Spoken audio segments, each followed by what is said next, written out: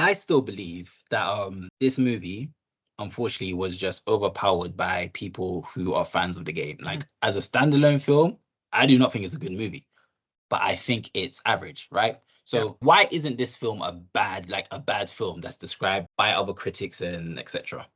I think this is the Acolyte all over again.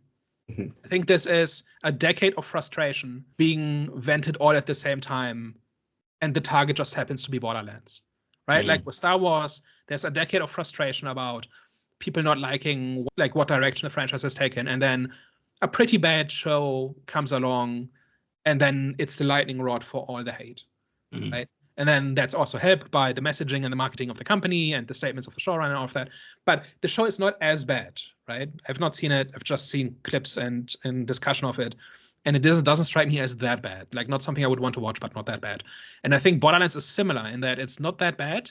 But if you are frustrated with how Hollywood is treating your favorite stories and your favorite worlds and characters, and then something like this comes along that is such a mess from start to finish and just does everything it could possibly do wrong, actually do wrong, then it's just the dam breaks and just everybody vents on it.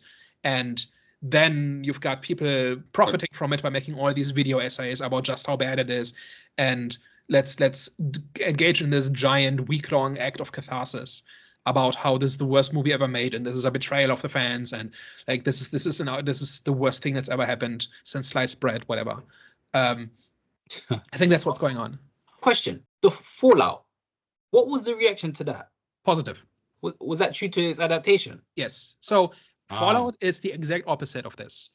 I think it's got story problems, but every frame and every scene and every character is not exactly off the page or off the screen, but it's clearly trying to feel like Fallout. So some of it is window dressing, but a lot of it is just given all the stuff that we know from the Fallout games. Every time they needed something, they went to the source material first and then adapted that as opposed to creating something new. And also the conclusion, which I thought was hot garbage, but it's true to the ethos of Fallout. Right, like the whole thing about the vaults and the social experiments and capitalism, run amok and all of that stuff. That's true to the ethos of the games. So if you're a Fallout fan, if you like anything after 2000 that's come out on Fallout, then the Fallout series kind of gives you stuff that you like. So it's the exact opposite to Borderlands. So the consensus is stick to the adaptation, stick to the material.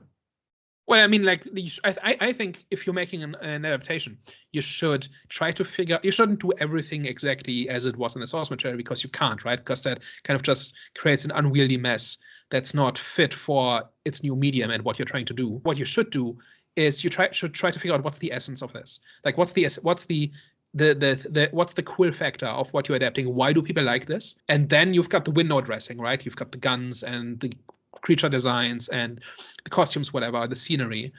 And at minimum, you should try to build your story around this essence, this core. And then you should probably use, wherever possible, use the window dressing where it fits. And then you make the changes as necessary. I think that's a healthy approach to how to do an adaptation, as opposed to do everything exactly the way it was in the source material without any deviation, because that doesn't work. But also not just throwing everything out just for the sake of it and being different for the sake of it. Like the middle path is you try to distill it down to its essence and you build it back up in the context in which you're talking about, like whether that's a TV show, that's a movie, that's a game, whatever. Can I just jump in there as well? Yeah. I've tried not to mention it because I mention it all the time. But Arcane is in a similar position to what sort of Tina Turner is in terms of like it's based on League of Legends, where again there isn't any story behind it. There isn't anything like there isn't any like overriding narrative that they had to pull from. But the show was written by writers of like I think they do like certain like character clips and stuff like that, where they like maybe do like a few like cinematics and stuff like that.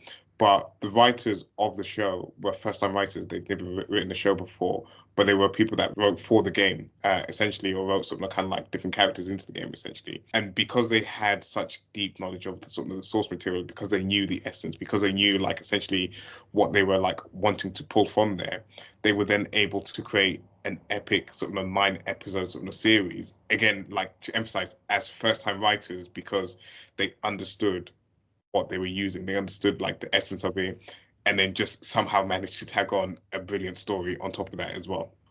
And in League of Legends, there isn't a plot exactly, but there is lore, right? Yeah. You know who these characters are, you know the places, you know what everybody's deal is. And then you can translate that into a show. You know what these places are supposed to look like. You know how these characters are supposed to behave. You know what they're supposed to want and that sort of thing. And I think that's what Arcane did correctly, right? That it said, okay, we're going to take these characters and we basically know who they are as people. And we're going to build a story around that. That's why it was broadly accepted by audiences, right? Yeah. But how easy is it to make this game into a movie? Like, from what you can remember, Daniel, you said you've played a bit of Borderlands, right? Yeah. Would you say there was like, would you say that the game was very complex, where it can't be, it's too hard to translate that into an actual film? No, I don't think there's any challenges to adapting this faithfully.